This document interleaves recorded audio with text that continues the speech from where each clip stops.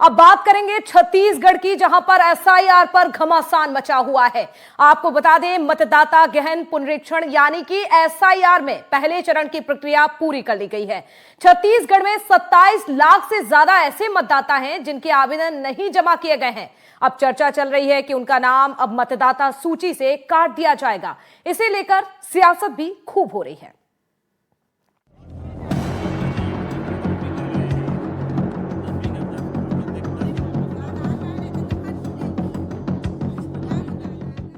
छत्तीसगढ़ में एसआईआर के तहत पहले चरण में आवेदन जमा करने की प्रक्रिया पूरी हो चुकी है। 18 दिसंबर तक मतदाताओं के आवेदन लिए गए। राज्य के कुल करीब 2 करोड़ 12 लाख मतदाताओं में से 27,34,800 मतदाताओं ने आवेदन नहीं जमा किया है। एसआईआर का जो इनुमरेशन फेज था, जिसमें इनुमरेशन फॉर्म जमा लिए जाने थे, उसका 18 तारीख को अंतिम तिथि थी। 18 तारीख को 100% इनुमरेशन फॉर्म कलेक्ट कर लिए गए हैं।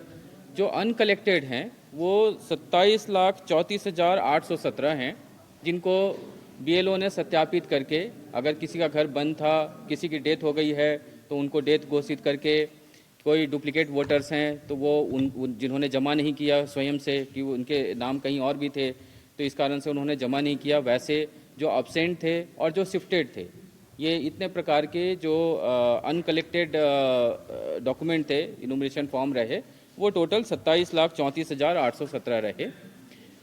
इनको नोटिसेज नहीं जाएंगे। 27 लाख से ज्यादा मतदाताओं के नाम प्रथम दृष्टया वोटर लिस्ट से कट जाएंगे। पहले से ही राजनीतिक विवाद का कारण रहे एसआईआर पर छत्तीसगढ़ में एक बार फिर सियासत शुरू हो गई है। कांग्रेस सत्ताधारी दल और निर्वाचन आयोग पर गंभीर आरोप लगा रही है। निर्वाचन के द्वारा एसआईआर का कल छत्तीसगढ़ में लास्ट दिन था गणना पत्रक भरने का, लेकिन जिस प्रकार से जो आंकड़े सामने आ रहे हैं, छत्तीसगढ़ के 90 विधानसभा में 2 करोड़ 12 लाख कुल टोटल मतदाता हैं, जिसमें 27 लाख से ज्यादा मतदाताओं के नाम कटने की सूचना सामने आ रही है। पहले ही हमने इस बात को कहा था कि निर्वाचन कठपुतली की तरह भारतीय जनता पार्टी के लिए काम कर रहा है। बिहार उदाहरण है, महाराष्ट्र उदाहरण है, हरियाणा उदाहरण है। जिस प्रकार से बिहार में 65 लाख लोगों का नाम काटा गया, उसी प्रकार से छत्तीसगढ़ में 27 लाख से भी ज्यादा लोगों का नाम कट गया। पहले ही हमने इस बात की शंका की थी और कहा था कि एसआईआर की प्रक्रिया छत्तीसगढ़ में इतनी जल्दी क्यों? क्या तकलीफ भारतीय जनता पार्टी को हो रही? क्या निर्वाचन आयोग को इतनी हड़बड़ी थी? एसआईआर को लेकर कांग्रेस के आरोपों पर छत्तीसगढ़ में सत्ताधारी दल बीजेपी ने भी गहरा प्रहार किया है। बीजेपी कहती है कि कांग्रेस का काम सिर्फ और सिर्फ भ्रम फैलाना है। देखिए, कांग्रेस की राजनीति के लिए मैं बार बार एक चीज लगातार बोलते रहा हूं कि कांग्रेस पार्टी 3 बातों पर राजनीति करती है: भ्रम, भय और भ्रष्टाचार। ये 3 आधार की राजनीति होती है कांग्रेस की। आप लगातार कांग्रेस की राजनीति को देखिए, आप केवल और केवल देश में भ्रम फैलाने का काम। मैं ऐसे कितने उदाहरण बता सकता हूं, आपके जेहन में भी 50 उदाहरण घूम रहे होंगे। भ्रम फैलाने का काम। और एसआईआर वाले मामले में न इनको नियम मालूम, न इनको प्रक्रिया मालूम, और इतने बड़े पैमाने पर हो रहे हैं, घर घर तक जा रहे हैं, फॉर्म भर सकते हैं। ओपन होता है कि आपको किसी तरह की आपत्ति है, दावा है तो वो प्रस्तुत करें। प्रारंभिक मतदाता सूची का प्रकाशन नहीं हुआ है अभी, और पहले से पता नहीं कहां से इनको खबर मिलती है कि क्या होने वाला है। एसआईआर पर हो रही सियासत के बीच अब ये भी जान लेते हैं कि जिन लोगों के आवेदन जमा नहीं हुए हैं, उनके लिए फिर से मतदाता सूची में नाम जुड़वाने की क्या प्रक्रिया है। 2003 के जो एसआईआर का डेटा था, जिसमें या तो उनका नाम या उनके माता पिता का नाम थे, उनसे मिलान करके किया गया है, तो फिर से उनको घोषणा पत्र देना पड़ेगा, जिसके आधार पर ईआरओ चेक करेगा और फिर उनका नाम जोड़ा जाएगा। तो ये प्रक्रिया रहेगी। अभी इनुमरेशन फेज की चूँकि समाप्ति हो गई है, इसके बाद हम डेटा प्रिपेयर कर रहे हैं और ड्राफ्ट पब्लिकेशन होगा। 23 दिसंबर को इसका ड्राफ्ट पब्लिश किया जाएगा।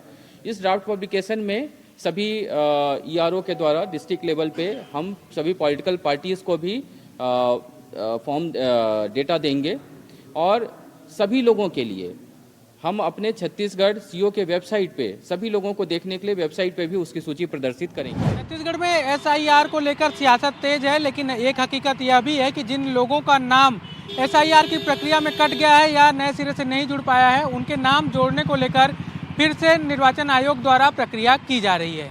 हालांकि इस पर हो रही सियासत कहां जाकर थमेगी, यह भविष्य में ही देखने को मिलेगा। रायपुर से कैमरा सहयोगी प्रवीण साहू के साथ नीलेश त्रिपाठी, एनडीटीवी। तो एसआईआर का पहला फेज का काम पूरा हो चुका है। चलिए और ज्यादा जानकारी लेते हैं। हमारे सहयोगी रायपुर से जुल्फिकार अली भी जुड़ चुके हैं। जुल्फिकार, जिस तरह से हमने देखा एसआईआर प्रक्रिया पर कई सवाल पहले भी उठाए गए, अब चूंकि पहले चरण का ये काम पूरा हो चुका है, ऐसे में हम देख रहे हैं छत्तीसगढ़ की सियासत घमासान इस समय एसआईआर को लेकर बना हुआ है। बिल्कुल साक्षी, जिस तरीके से एसआईआर हुआ और एसआईआर को लेकर कांग्रेस पहले से ही मुखर रही है। इसके पहले अगर बिहार की बात करें तो बहुत जोर शोर से कांग्रेस पार्टी ने इसका विरोध दर्ज कराया था जब बिहार में एसआईआर हुई, और कांग्रेस पार्टी ने इसे तो वोट चोरी का नाम जो है दिया था।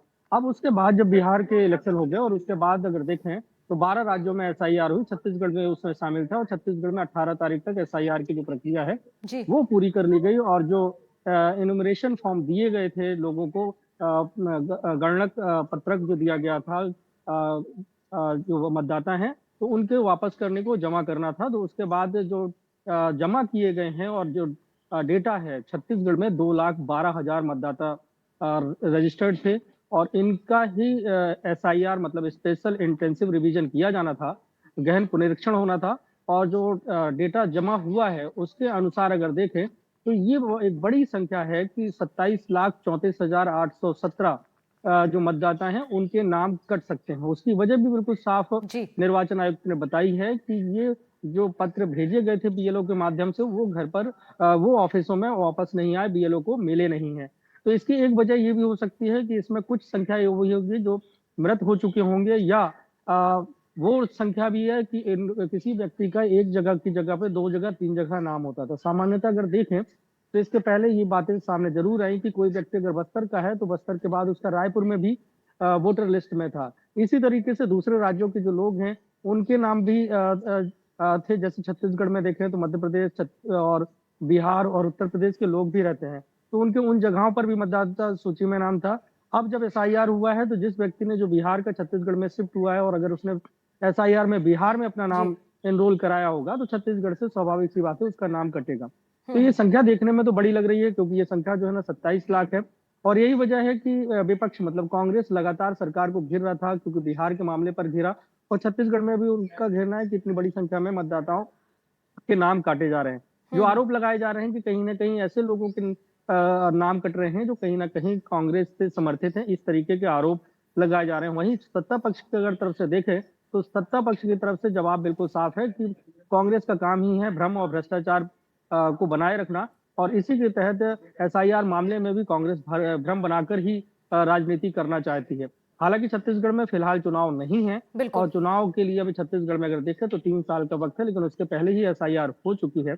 अब ये जरूर है, जैसा कि निर्वाचन आयोग ने बताया, कि अभी लोगों को एक मौका और मिलेगा। अगर उनके नाम नहीं है तो वो अपनी पुरानी एसआईआर जो उनके पिताजी, उनके माताजी या वो खुद रहे हैं, तो वो दूसरी जगह पर जाके चेक कर सकते हैं, और उसको बाकायदा पब्लिक डोमेन में उपलब्ध रहेगा कि किसके नाम जो है कटने वाले हैं और जिनके लिए एनुमरेशन फॉर्म वापस नहीं आए। बिल्कुल, कहीं ना कहीं ये तो स्पष्ट है कि राजनीति अलग तरह के इस पर देखी जा रही है।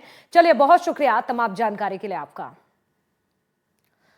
और अब खबर रीवा से है, जहां पर एक पोते ने अपने दादा की हत्या कर दी। ये पूरी घटना आपको रीवा से बता रहे हैं। पोते ने दादा की निर्मम हत्या कर दी। हत्या का ये मामला रीवा से सामने आया है। डंडे से पीट कर मौत के घाट उतार दिया। घरेलू विवाद बताया जा रहा है कारण। घरेलू विवाद के बाद पोते ने हत्या की। दादा की हत्या के बाद से पोता फरार चल रहा था। पुलिस ने पोस्टमार्टम के लिए भेजा है शव। तो देखिए, ये पूरा मामला विवाद से जुड़ा हुआ है। पहले लड़ाई झगड़े होते हैं और जिसके बाद एक पोता अपने दादा की जान ले लेता है। घटना रीवा की है। दादा की निर्मम हत्या का यह मामला सामने आया। जानकारी मिल रही है कि डंडे से पीट कर मौत के घाट उतार दिया। तो घरेलू विवाद बताया जा रहा है, जिसके बाद